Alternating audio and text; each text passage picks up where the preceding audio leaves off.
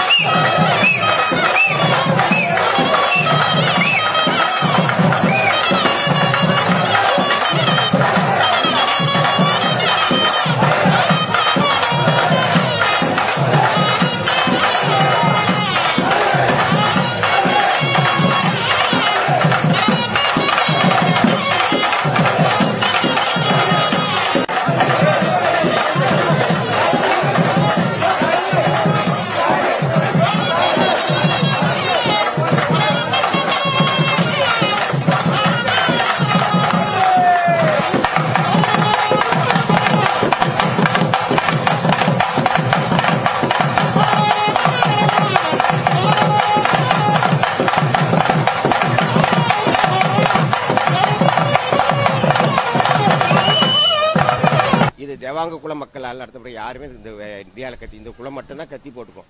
இந்த அம்மன் பண்டிகை என்ற பண்டிகை நடைபெற்று வருகிறது. இந்த விழா என்பது கத்தி போடுவதுதான் முதன்மையான விழாவாகும். சக்தியை நம்ம நாட்டை நமது இடத்துக்கு அழைத்து வருவதனாலே அனைத்து நன்மைகளும் நமக்கு கிடைக்க வருகிறது.